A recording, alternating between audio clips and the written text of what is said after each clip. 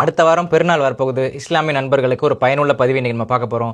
Diabetes இருக்கிறவங்க நோன்பு வைக்கலாமா வேண்டாமல் ஒவ்வொரு வருஷமும் கேட்பாங்க. தாராளமாக நோன்பு வைக்கலாம். நோன்பு வைக்கும் பொழுது ஒரு சில மாத்திரைகளை தவிர்க்கணும், ஒரு சில மாத்திரைகளை சேர்த்துக்கலாம். அதை தவிர்க்க வேண்டிய மாத்திரைகள்னு பார்த்தோம்னா கிளிபன்கிளமைட். இது சின்ன மாத்திரையாக தான் இருக்கும், ஆனால் ரொம்ப நேரத்துக்கு சுகர் லெவல்ஸை கம்மியாக வைக்கக்கூடிய தன்மை இந்த மாத்திரைக்கு இருக்குது. ஸோ நீங்கள் கிளிபன்கிளமைட் எடுத்துகிட்டு இருக்கீங்க அப்படின்னா உங்களுடைய மருத்துவர் ஆலோசனை செஞ்சுட்டு அந்த மாத்திரையை மாற்றிக்கங்க.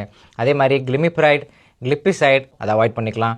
ஆனால் கிளிக்லசைட் லாங் ரிலீஸ், அதாவது சஸ்டெயின் ரிலீஸ், மாடிஃபை ரிலீஸ்னு இருக்கும் 30 mg 60 mg, அது ஓரளவுக்கு சேஃப். மெட்ஃபார்மினில் இமீடியட் ரிலீஸ் எடுத்துகிட்டு இருக்கீங்க அப்படின்னா அதை சஸ்டெயின் ரிலீஸாக மாற்றிக்கங்க.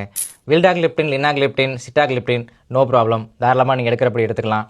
டாப்பாக்லிஃப்ளோசின், எம்பாக்லிஃப்ளோசின் இந்த மாத்திரை எடுக்கிறவங்க ரொம்ப நேரம் நம்ம ஃபாஸ்டிங் இருக்கும்பொழுது டீஹைட்ரேஷன் ஏற்படுறதுக்கு வாய்ப்பு இருக்கிறதுனால யூரினரி ட்ராக்ட் இன்ஃபெக்ஷன் ஏற்படுறதுக்கும் வாய்ப்பு இருக்குது. அதனால் டப்பாக்லிஃப்ளோசின், எம்பாக்லிஃப்ளோசின் எடுக்கிறவங்க உங்கள் மருத்துவர் ஆலோசனை செஞ்சுட்டு அதை மாற்றிக்கங்க. இன்சுலின் எடுக்கிறவங்க லாங் ஆக்டிங் இன்சுலின், கிளார்ஜின் எடுக்கும் பொழுது எந்த பிரச்சனையும் கிடையாது. ஆனால் ரேப்பிட் ஆக்டிங் அனலாக்ஸ்னு சொல்லக்கூடிய அட்ராபிட், நோவா ரேப்பிட் இதெல்லாம் காலையும் மதியானம் எடுக்கிறவங்க மதியம் எடுக்கிறத அவாய்ட் பண்ணிடுங்க.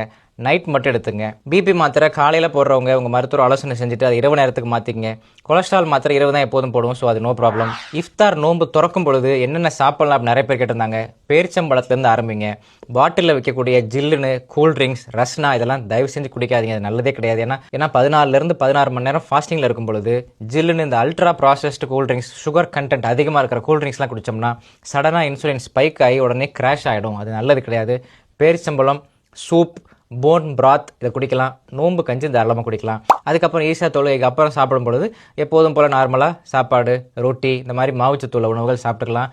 சஹருக்கு சாப்பிட்றது தான் முக்கியமான உணவு. அன்றைக்கி நாள் ஃபுல்லாக எனர்ஜியோடு மெயின்டைன் பண்ணுறது அதை நம்ம சாப்பிட்ற உணவில் தான் பொறுத்து இருக்குது. அதனால் ப்ரோட்டீன்ஸ், புரதச்சத்தும் நல்ல கொழுப்பு சத்தும் உள்ள ஆரோக்கியமான உணவுகளை சஹருக்கு சாப்பிடுங்க. ஃபாஸ்டிங் அப்படிங்கிறது நம்ம ஒவ்வொரு வருஷமும் சொல்கிற மாதிரி ஒரு அருமையான விஷயம். இஸ்லாமிய நண்பர்கள் நல்ல மகிழ்ச்சியாக ஆரோக்கியமாக ஃபாஸ்டிங் கண்டக்ட் பண்ணுங்கள். என்னுடைய மனமார்ந்த வாழ்த்துக்கள்.